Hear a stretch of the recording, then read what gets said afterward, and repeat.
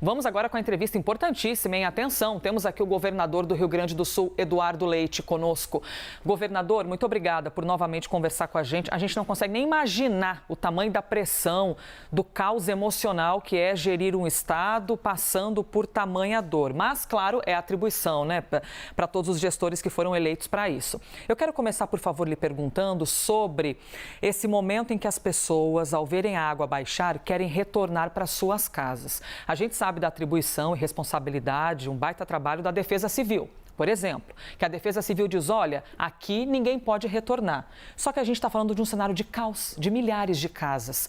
Como é que vocês pretendem lidar com isso? Proibir as pessoas de voltar? Como é que se gere em meio ao caos? Bom dia a todos. De fato, a extensão, a dimensão do que a gente vive no Rio Grande do Sul torna isso especialmente complexo.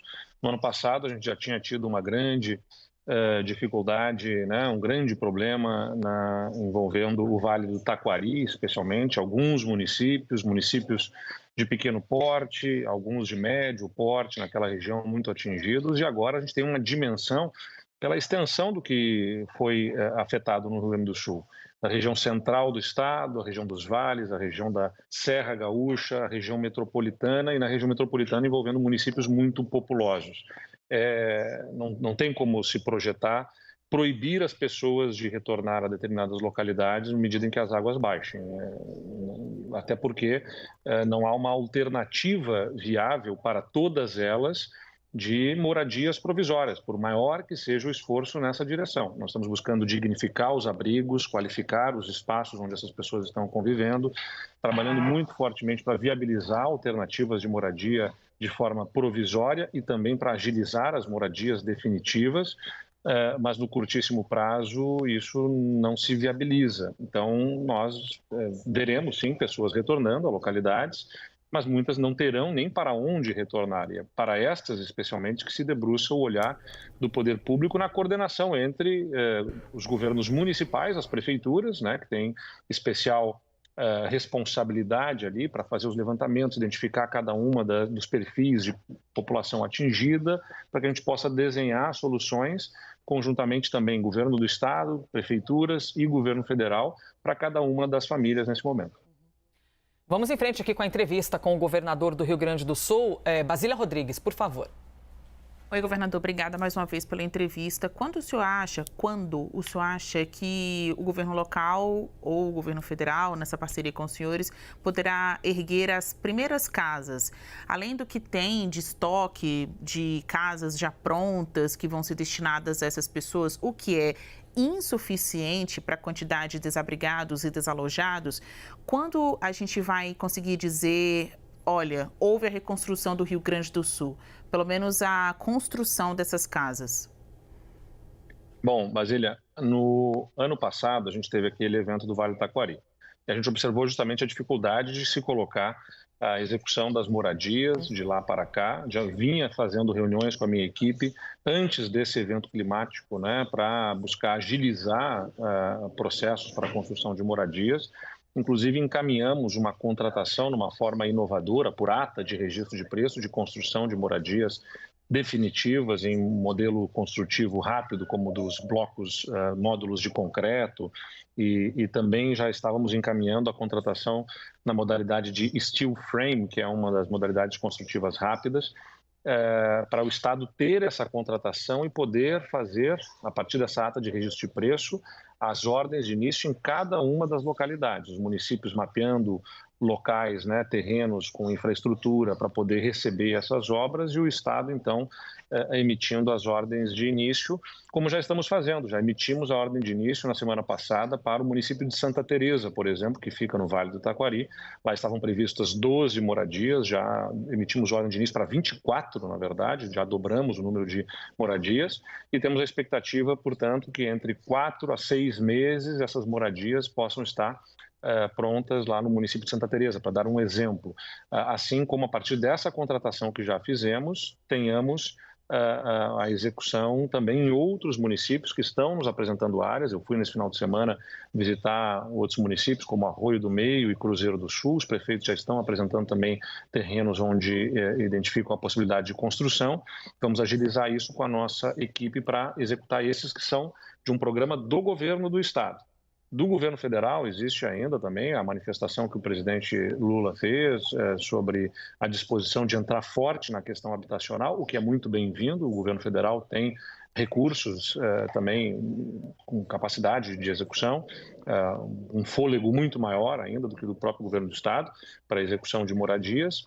E via Minha Casa Minha Vida tem essa disposição também de executar. O importante é justamente que se abreviem processos administrativos e de contratação, respeitando o uso do recurso público, naturalmente, que envolve transparência, controle sobre o emprego desses recursos, mas vão ter que ser processos rápidos, expeditos, né, para poder executar essas moradias o quanto antes. Então, nós temos aqui não é uma concorrência e nem pode ser superposição de políticas públicas entre o governo do estado, o governo federal e as prefeituras, mas sim um trabalho que a gente se esforça. Estamos estruturando, a partir de uma reunião que eu fiz com o ministro Pimenta, inclusive na semana passada, um comitê técnico para tratar especificamente sobre a questão da habitação com as prefeituras, para que a gente possa coordenar essas ações, dividirmos as responsabilidades e garantir que essas moradias sejam entregues o quanto antes.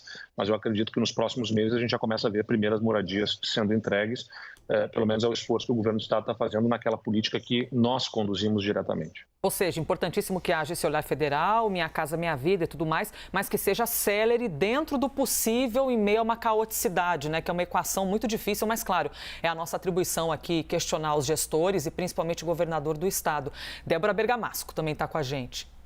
Bom dia, governador. Débora Bergamasco aqui, obrigada pela entrevista. A gente sabe que os desafios, eles são muito complexos e variados em diversas frentes, mas eu gostaria de falar com o senhor um pouco sobre a questão da educação, né? Porque as nossas crianças e jovens já sofreram durante a pandemia, já sofreram no ano passado com a enchente e sabemos também, né, que é uma questão municipal, também federal, mas o senhor, como governador, né, gostaria de saber qual é a previsão para a volta das aulas, em quais regiões isso está sendo previsto, essa volta está sendo prevista, e também tem um outro desafio, porque algumas escolas servem também de abrigos para as pessoas. Então, gostaria que o senhor nos posicionasse, desse um panorama sobre a situação da educação. Bom, na verdade, a gente manteve justamente o calendário para que aquelas regiões que não foram afetadas e as escolas que tenham capacidade de funcionar se mantivessem em funcionamento, né? A gente já tem uma parcela significativa, cerca de 200 mil em 800 mil alunos que a gente tem na nossa rede estadual, que estão afetados. Não caberia afetar o restante também, né, em função desse cenário que a gente está vivenciando. E aí se olha para cada um dos casos especificamente. Claro que cidades inteiras que foram afetadas, as escolas todas pararam, e há um esforço para poder haver uma retomada o quanto antes dessas escolas. De 2.300 escolas que a gente tem aqui no estado do Rio Grande do Sul, a gente teve 600 que estão sem aulas, e dessas 600, 400 estão com dificuldades de termos as perspectivas para os próximos dias. Então vamos ter que olhar em cada uma delas a solução específica sobre há algum outro prédio público ou algum outro espaço privado em que a gente possa alocar para poder fazer a retomada das aulas, qual é a situação dos professores também, né, da rede naquele local, porque os professores e funcionários também foram afetados pelas enchentes. Então você tem a comunidade que foi afetada, os professores que foram afetados e funcionários, a escola que está prejudicada. Então não é apenas sobre ter a estrutura das escolas arrumada, é sobre também o seu corpo de funcionários poder estar em condições de retomar as aulas. E a gente trabalha então na questão da estrutura, do cuidado com as pessoas e também do processo pedagógico, que envolve também a necessidade de fazer um acolhimento. Você não volta para o dia seguinte para poder estar fazendo aula de português e matemática com uma comunidade que está abalada, né, psicologicamente pelo que aconteceu. Então tem toda uma preocupação também no esforço pedagógico, psicológico com essas comunidades. Então, não tem uma resposta objetiva, Débora, assim, para te dizer, olha, vai voltar em 1 semana, 2 semanas, porque cada caso é um caso nesse momento. Mas o esforço é, onde há possibilidade de retorno, fazer esse retorno com este acompanhamento, né? Vamos ter que contratar novos profissionais, inclusive, para poder, em alguns casos, substituir professores que estarão em licença por conta das dificuldades de retorno imediato. Vamos ter que colocar novos profissionais também na área de atendimento psicológico e de coordenação de um trabalho psicológico junto às escolas que foram mais afetadas. Tudo isso está sendo estruturado pela nossa equipe da Secretaria de Educação para que a gente possa ter o retorno o quanto antes e o menor impacto possível nessas nossas escolas que foram atingidas. Pedro Duran. Oi, governador, bom dia.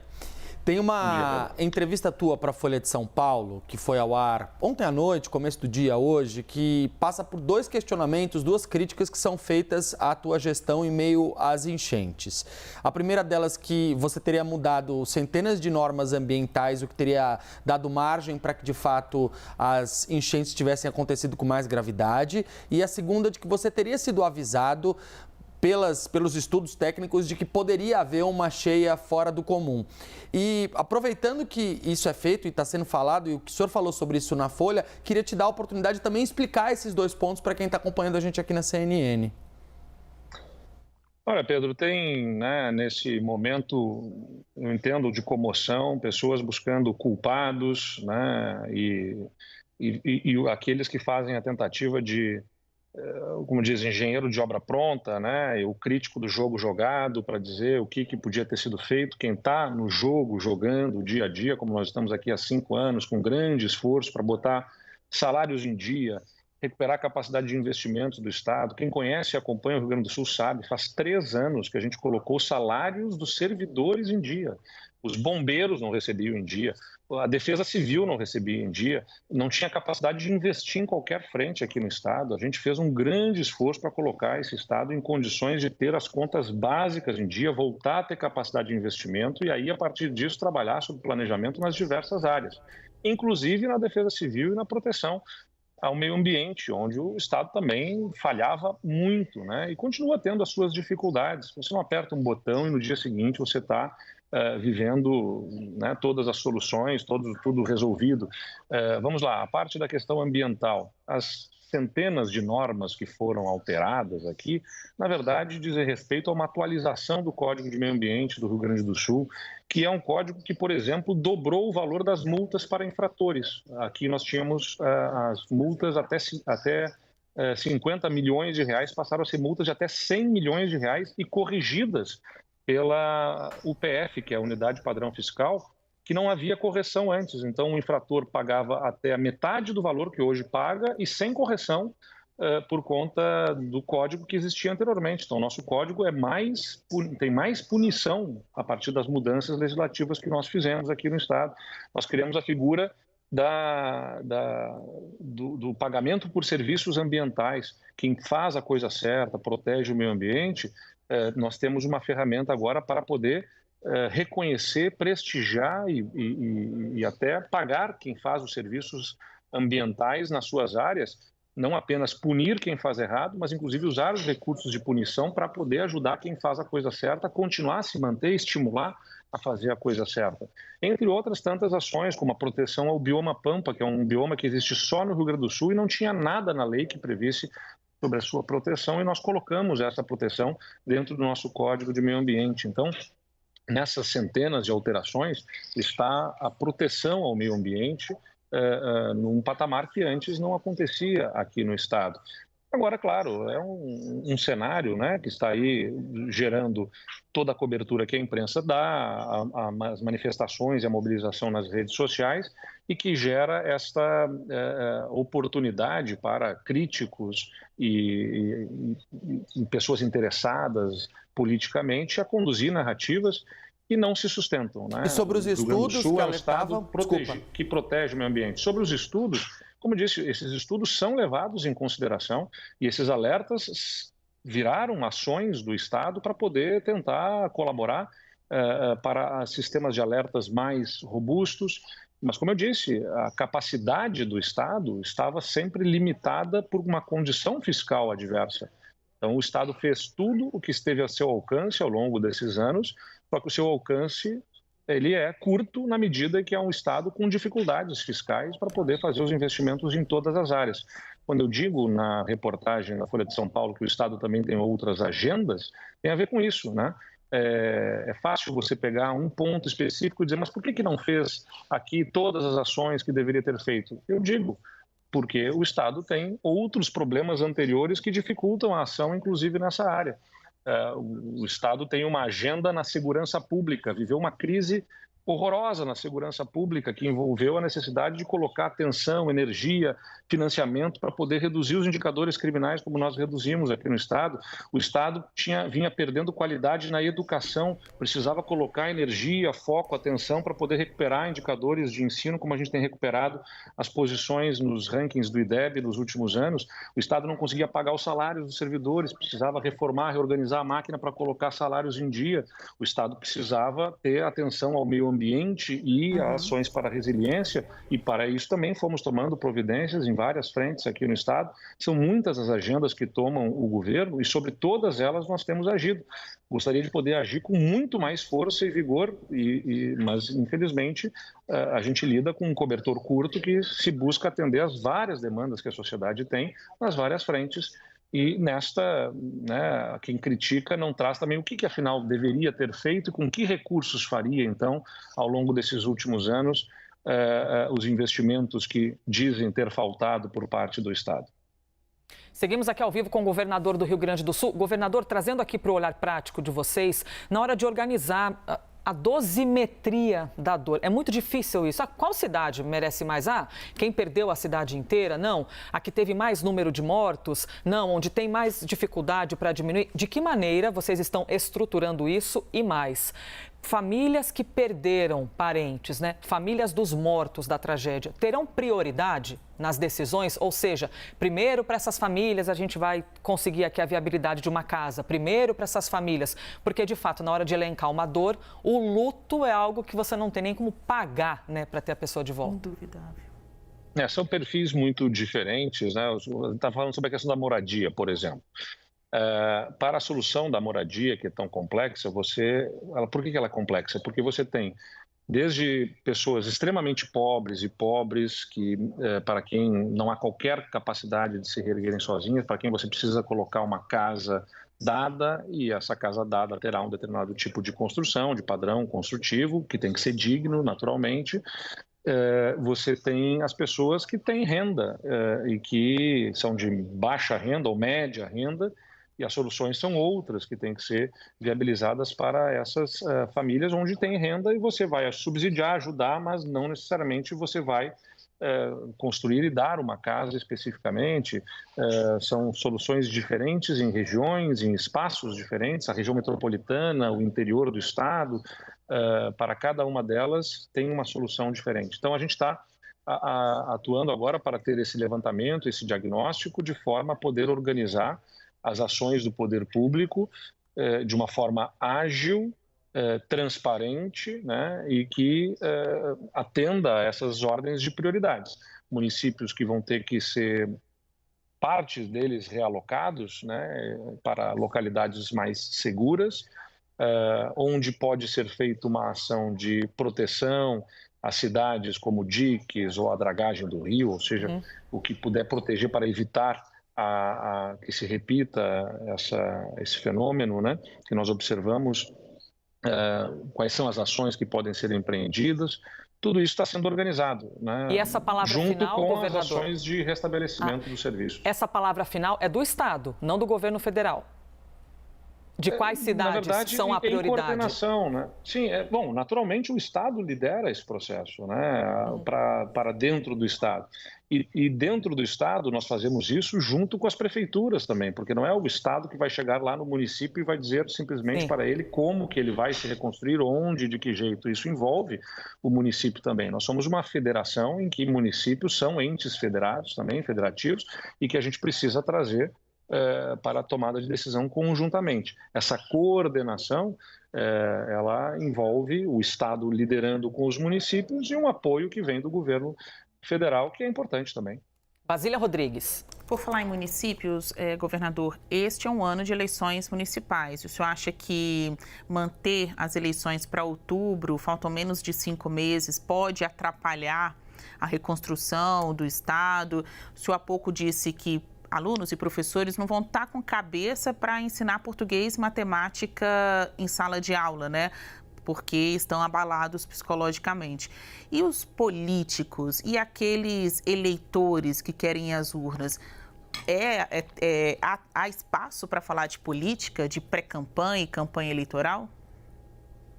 Eu digo assim, né, na questão da aula, só para ficar claro, não é que se perca o ano inteiro. Estou dizendo no sentido da volta à aula, não dá para ignorar o processo traumático até pelo qual comunidades passaram e que vai envolver a necessidade de apoio psicológico, de acolhimento, né? Numa espécie de atendimento assim, de acolhimento inicial para preparar a volta à normalidade, né? Você não chega no dia seguinte, mas também não pode perder o ano inteiro sem passar o conhecimento que precisa ser dado. Na questão eleitoral, eu acho que é um debate que vai ter que ser feito, mas, né, com muito cuidado e muita responsabilidade. Nós estamos em maio ainda, né, estamos no momento pré-eleitoral, as convenções são em julho.